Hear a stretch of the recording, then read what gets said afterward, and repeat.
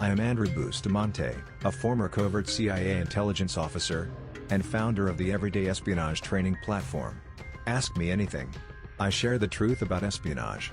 After serving in the U.S. Air Force and the Central Intelligence Agency, I have seen the value and impact of well-organized, well-executed intelligence operations. The same techniques that shape international events can also serve everyday people in their daily lives. I have witnessed the benefits in my own life and the lives of my fellow agency officers. Now my mission is to share that knowledge with all people. Some will listen, some will not. But the future has always been shaped by those who learn. Verified. What's the closest you can get to talking about a past mission without getting in trouble? And can you give us a story that gets that close to the line? I had to run counter-surveillance against a rogue state target in a third world country in 2011. I was supporting a second officer on the ground who had to do face-to-face meetings despite not knowing the mental state or intentions of the target. This is the worst type of operation to run because we have no information and no control, but the potential payout is significant enough to outweigh the risk. When we got eyes on the target and observed their behavior, they were highly unpredictable, wearing winter clothes in a hot climate, appearing openly hostile and aggressive to strangers on the street, clearly disheveled and surly. Because the operating window was so limited, we had to make a decision whether or not to allow the meeting or render the target separately. We ultimately decided to allow the in-person meeting in a public space only to find out that the target wasn't strapped with dynamite or intending to kill our officer, but rather he had a nasty flu but was dedicated enough to talking to an American that he made the trip anyway. After he vomited on the officer's shoes, we were able to collect enough intelligence to put a dent in that rogue state's operational objectives for over a year. 2 questions. What are some key skills you'd recommend for someone wanting to pursue a career in intelligence? What graduate programs would you recommend for someone in intelligence? Key skills would include mastering short-term memory and mastering conversational dynamics. As far as graduate programs go, look into anthropology, foreign area studies, and sociology. If you go into the hard sciences, you could also end up in intelligence but less likely in the field. How often does America have an ear miss that the general population is completely oblivious about? I think more importantly, America often has huge victories that Americans can never hear about. Talking about how CIA thwarted a massive attack in Chicago or prevented a terrorist attack at a concert doesn't make for good news. If anything, it incites fear and negatively impact the communities that were originally targeted. What's the coolest spy fact about yourself you're able to tell us? Is there a gadget that 11-year-old me would freak out over? I once was workout buddies with General Petraeus when he was the director of CIA, and he kicks my ass in morning PT for a week straight. As for a cool gadget for an 11-year-old, we had a tech guy who accidentally invented fart spray that lasted for hours after it permeated the air. He was trying to create an adhesive spray that would allow rubber soles and rubber gloves to temporarily stick to wet vertical surfaces. In Narcos there were depictions of some CIA personnel having real disdain for the DEA and their war on drugs. Any of it true? Totally true.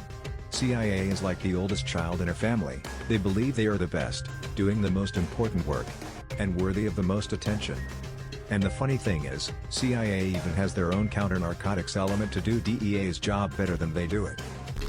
What motivates someone to get involved in intelligence work in your opinion? What motivates someone in another regime to cooperate with intelligence work in your opinion? Motivations are a tricky thing. Many of us get into it because we are curious and service-driven. Who wouldn't want to try, right?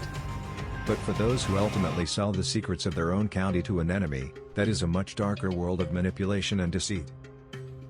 Hazard a guess for the latter, or is that too inside baseball for an AMA? Ego. They think they are smarter than everyone else, and they want to cash in on the gamble. Some win. Many lose. In your experience, who was the most professional foreign intelligence agency you engaged with? The Japanese. I know. Who even thinks of the Japanese intelligence service? That's awesome. Prior IC member from time in the Army, thank you for the AMA, this is a cool read. I'm having a hard time formulating this question properly, so my apologies if it doesn't make sense. With your best guess, how many years behind are civilians to the government in terms of technology, if at all? I would say that the commercial sector of the United States is about 10 years ahead of government. Unless you want to be operating on Windows 7. And asking Facebook to share facial recognition best practices. The average American consumer is on the cutting edge of technology far more than the federal government. What's your opinion on Xi's recent campaign to expand Chinese influence by building rails and centralized infrastructure around the world? More specifically, how do you think they will leverage these projects to gain access or influence in Africa, the Middle East? The Chinese are singularly skilled at building influence by investing in tangible infrastructure. Most investment in the US is intangible, and not directly impactful to the majority of Americans. For that reason, we don't feel ingratiated to those investing the money. The Chinese know that building a bridge today means every person who crosses that bridge knows, our friends the Chinese gave us this bridge. And that appreciation lasts for multiple generations. Which country or regime is the biggest threat to US? For instance, North Korea, Russia, China, ISIS, etc. And in your opinion, how can we improve our safety within US borders? Thank you. Our biggest strategic threat is China. We are so tightly wound together, and so fundamentally opposite that we are destined to conflict. But the more immediate threat to the US is our own infighting. When we kick and scratch at each other, we are doing the enemy's job for them. When we kick and scratch at each other, we are doing the enemy's job for them. What, specifically, are you condemning or advocating? Political infighting, attack ads, partisan politics, finger-pointing, etc. Were you ever in a position where you were questioning your orders or your morals in completing an assignment? Absolutely. It's something that every officer faces at some point in their career. For me, it was the beginning of my planning and exit strategy. For many, compromising on your morals is the first step to compromising on other ambitions, and resigning yourself to a typical government career. Great question. And I am proud to tell my son and my daughter that the reason I left was because I refused to compromise. I hope that one day they will support that decision. With data analytics becoming bigger every day, and our government becoming more tech-savvy by the minute, do you think an unofficial credit system will eventually make its way into the hands of the intelligence community for its populace? We already sort of have this with the clearance system, etc., but I mean for those who are uncleared as well. If by credit you are referring to an unofficial clearance system, I could absolutely see it happening. The IC finds itself in constant need of experts far outside their talent pool. It would only make sense to use prevalent open source data as a way to produce low-risk experts that could be called upon to serve in times of need. Hello Andrew. It is believed my grandfather was CIA due to his mysterious death, military background, and years after his death family finding that he had 12+ aliases mostly of Russian names.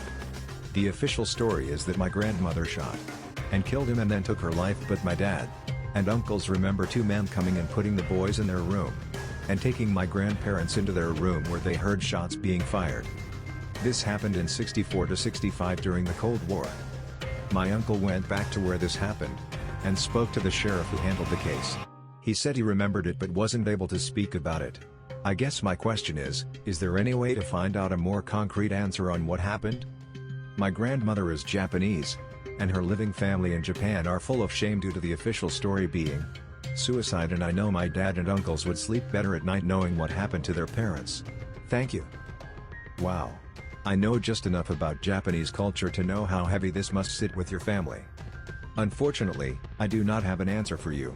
Based on what you've learned since your grandfather's death, he certainly seems intel related. But whether CIA or another service, I'm not sure. If he died in service to freedom, rest assured he is honored by a star on the wall at CIA headquarters. I know that does little to ease your pain, but it means a great deal to those heroes who walk past those starts every day. What is the process like to be an intelligence officer in the CIA?